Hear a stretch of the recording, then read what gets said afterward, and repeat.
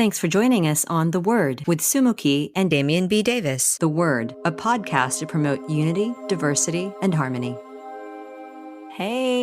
Hello. Hello. Hey, Damien, what's the word? I'll say the word is heart donkey. That's my new thing. My heart is an autumn donkey. Yes.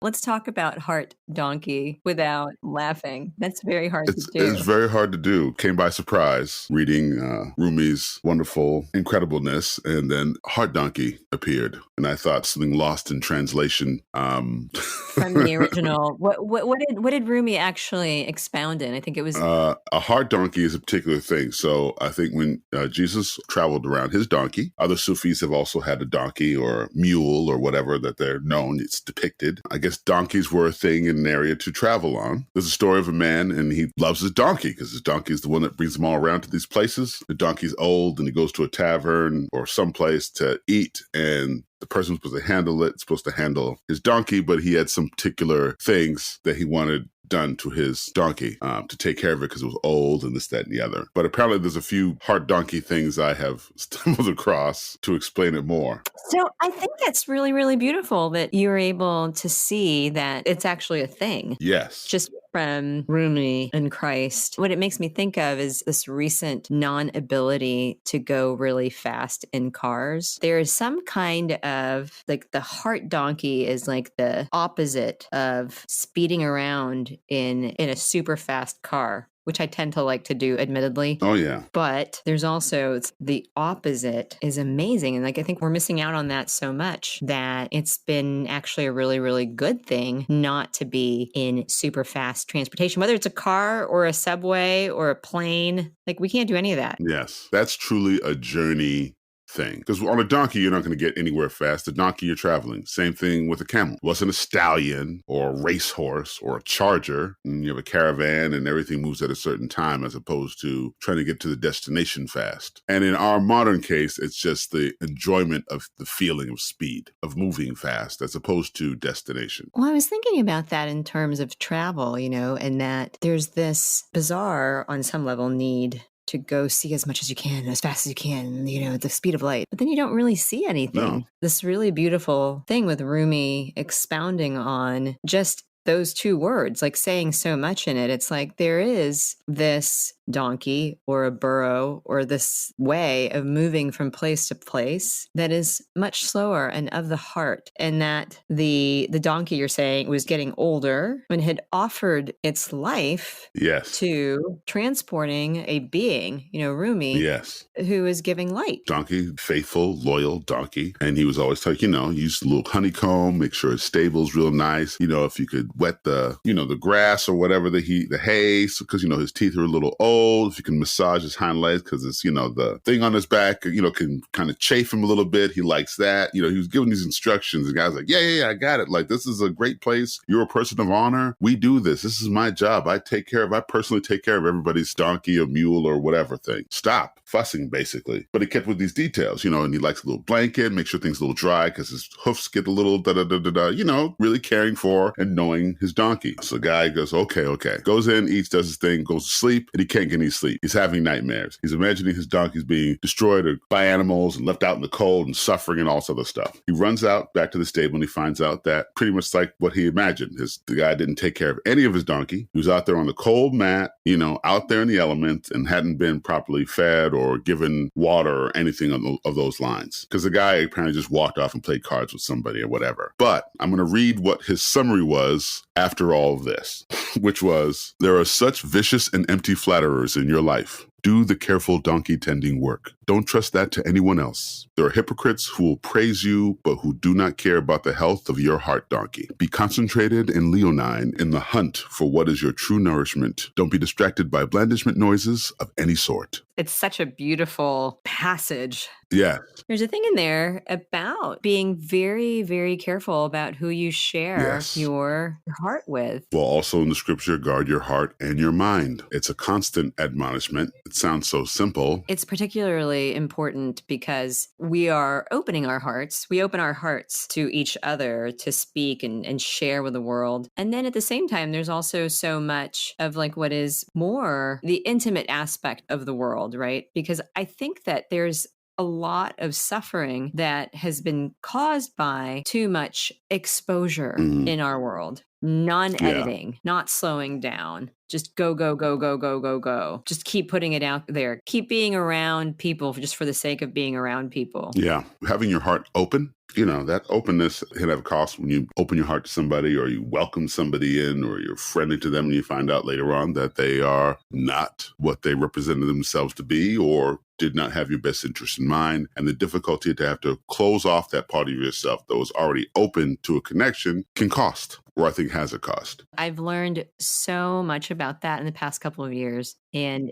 it's literally wolves in sheep's clothing. And there's a lot of them. So many. Yeah. And I think that part of the thing, that I've really seen with the wolves in sheep's clothing is a deep lack of knowing at all that they are foul. Yeah. That they are, that they're seething with something. So they're not well-meaning at all. But the pretense around it is that, it's like for all intents and purposes, like their outer demeanor is they're good people.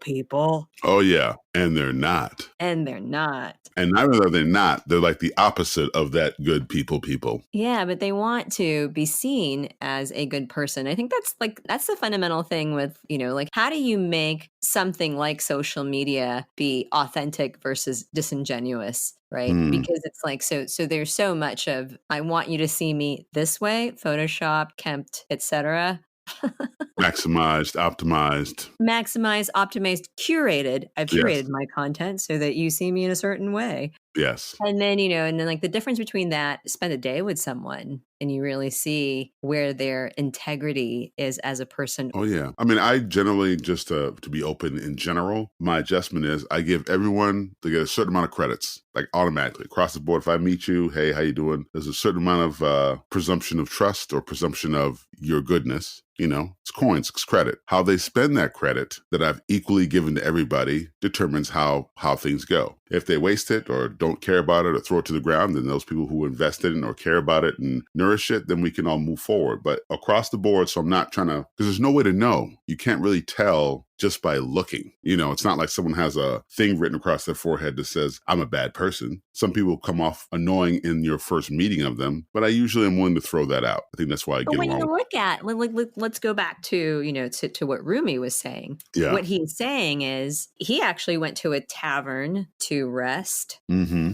The expectation of the stable or the stable keeper is that they would take care of his donkey. Yes. And they told him that, hey, we'll take care of it. It'll be all right. And so that's particularly the case, right? They said they would do it. Those are things where it's like, well, in today's world, it's like you don't go back. From the standpoint of like a parable and it relating to anybody in the world who says that they will take care of you and then do not. Yes. Or act as if they have your best intentions at heart, but really they're just really looking out for themselves. Yeah. And trying to just convince you of something that wasn't true. And convince themselves. There is not one single person, that I know over the span of my life who would say that their intentions towards me were malefic or, bad. It's like they would not say that. Their intentions toward me were for the greatest in their minds, know.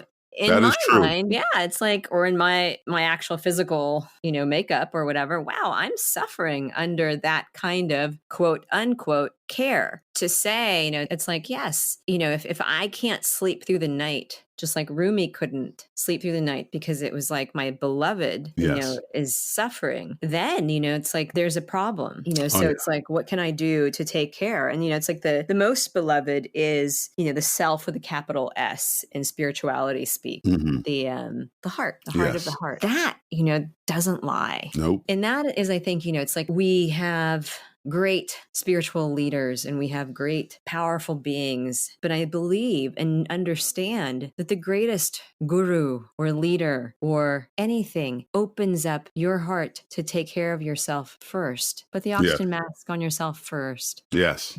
And then your beloveds, and extends like one person at a time. The moment that you drop that for a specific responsibility that you said that you would do, because we all have our own specific dharmas or responsibilities, then it's like trust goes away. Trust and respect. Trust, respect, and how did he say that again? I mean, because he said that so powerfully. The way it started was there are such vicious and empty flatterers in your life. Do the careful donkey.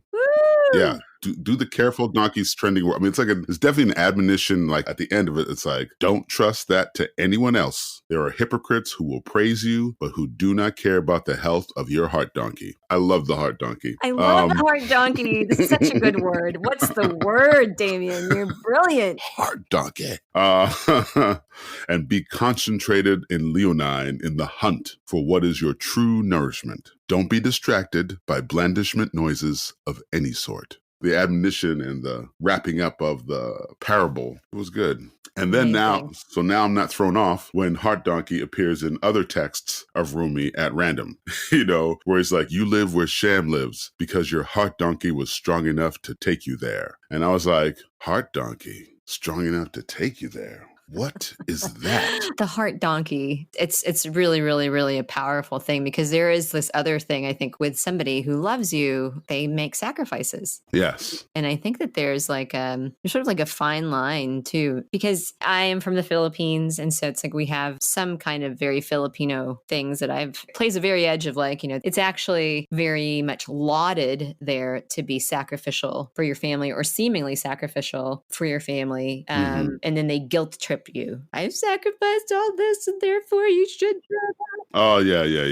That kind of thing. So that's a little too much. That's to me like taking advantage of sacrifice. But there's also, it's like the thing that's like genuine about like genuine sacrifice really for the sake of love is that it's not even thought of as sacrifice. No, that's the journey. It's like, okay, these are the things that are needed. You need water, you need clothing, you need love, you need all these things on this journey. And it's not like a loan. It's just an investment. Right. It's not a loan. It's an invest. I love that. Because I think that there's a lot of fluff in the world, right? You'll hear something very generalized about how certain cultures like treat their family, et cetera, and all that. So when I say that, about the Philippines, it's not a generality. It's a particular, I don't think that every Filipino is out there doing that. Oh, of course, yeah. But also, it's like there tends to be this, I have seen, it's like these very popular things float around in popular thought and people,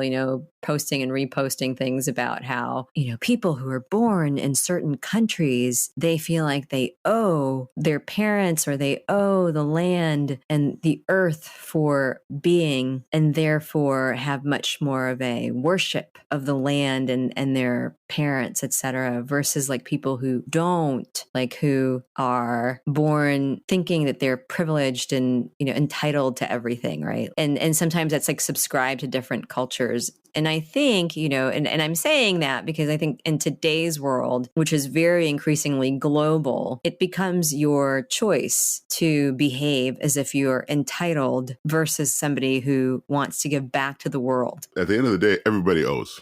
Everybody owes. We all owe, either predecessors or family or whoever, because everyone needs, and I think we might have spoke on this earlier before, everyone needs to have someone co-sign them. The way society and humans and, all that thing is built, someone has to co-sign. Someone has to say, yes, you're hired. Yes, I will buy this thing from you. Yes, I will support you. Or yes, I will feed you or show you kindness. Or yes, I'll give you a pass. It does still require another person to somehow give you a boost or give you proper information or teach you correctly or not lie to you or present things false. There's a lot of investment that goes into a human being. before they can even be self-sufficient. It's a long time in a in a very Well, and I think that's the whole thing, right? It's like, you're correct. There's a lot of investment until self-sufficiency, but I don't really believe that we as a human being can ever, ever, ever be just specifically self-sufficient, an island on one's own, all of that stuff, and I think that kind of mentality breeds a lot of isolation and fear and not being good enough. And at the same time, it's like there's this dance between, and the wording that's really sat with me is the difference between being independent and then of being interdependent. Yes. Versus codependent. The most natural one is interdependence, absolute knowing that we are interdependent upon one another, in the sky and nature and God. And, it's like not just humans, not just Homo sapiens, versus like these independent, strong, nobody can touch it. That I don't thing. need anyone. I'm like, yeah, you do. Codependent, which is like the addict and, the codependent relationship. So there's strings of all of this in everybody, like working through to that point of actual interdependence, where it's like self-sufficiency in a natural way, not in this egomaniacal way. Yes. Right. I can do this on my own. I'm like, yeah, you can, but that doesn't mean you should. Like, sure you could, but what's the, what's the added part? I was sort of tracking a lot of like the way like popular media, even kind of is trying to evolve along with all of this, like the understanding of independence versus codependence versus interdependence, right? Because there's so much of the media that just reflects, it's like art imitates life. Life imitates art, that kind of thing, that just reflects the fact that the Western society is bred on addiction and codependence. We're really going into like the deepest kind of love, the deepest love in the universe. Rumi to his trustworthy friend who takes him anywhere. He can spread blessings and love. There's an interdependent relationship there. I mean, you can say that the donkey is a lesser species or whatever. You could go into all of that. If we as Homo sapiens believe, and I say that as a biologist, if we really believe that we're so superior intellectually and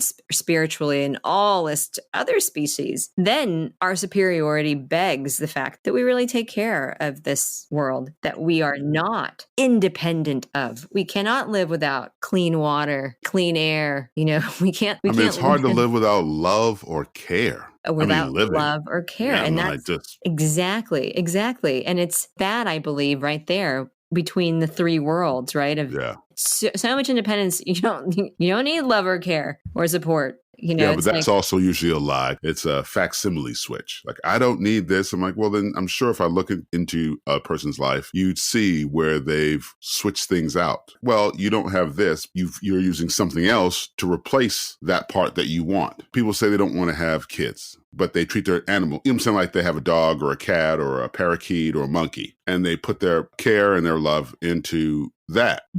Or it's something like, I don't need anybody. But then they put their need and their self-worth into work or into being at the office or into making money. There's always the need for the connection is always there. It's just the people who usually deny it switch it out for something else. When you look at the very essence of like trust and being around people who take care of you and are good to you, there's a natural reciprocity in that. Yes. And that both parties feel taken care of and blessed by the presence of the other person in their life. Absolutely. Being in their life. There is some kind of way that society has created with all of its competitive or subtle competitive sort of just pushes this idea of like, you need to be better than someone, or you need to have this. you need to have children to be happy. The person then will go, well, I don't have children, so look, I'm happy anyway.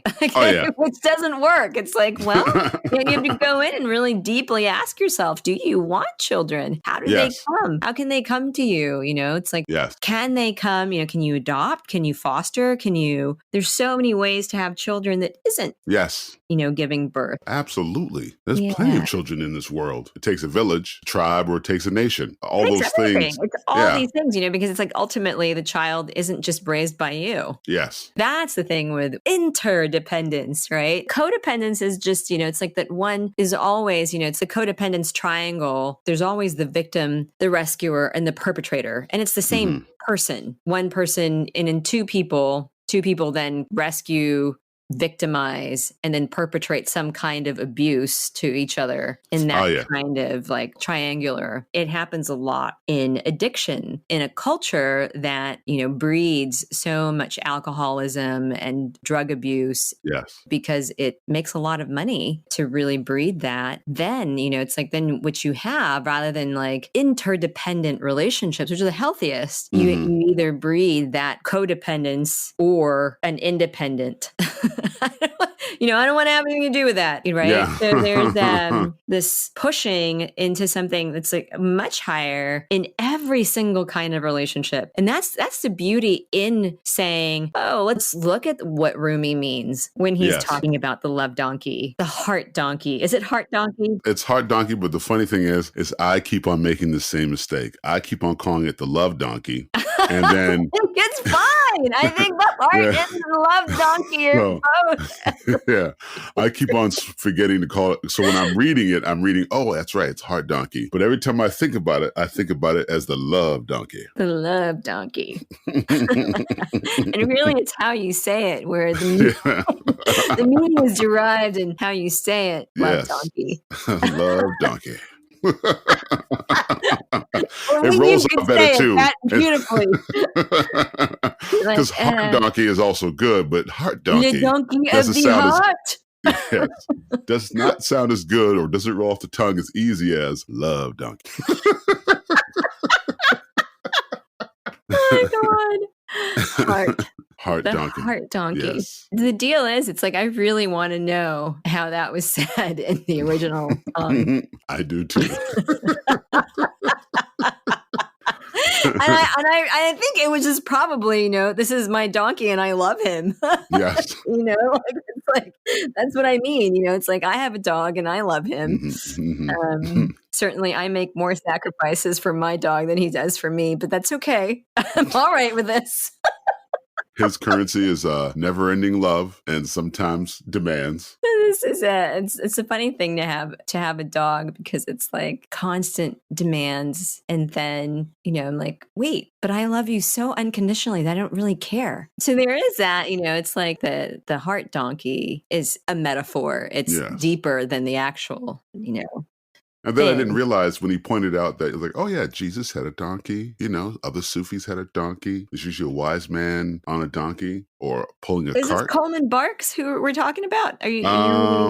I think it's the Coleman Barks one, but the ones that talked about that where he mentions, like, I think Jesus or Jacob or Joseph or some, like people who are donkeys are a thing. There is something like in poetic terms or like spiritual poetry where it's like, my heart stallion. It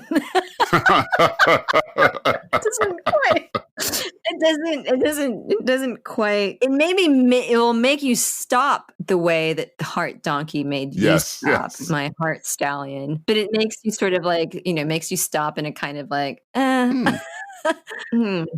I mean, because there is something, taking it slowly that is more majestic and beautiful and lost in our current world. Yes. And, and I really, really do see as the cause of so much misery.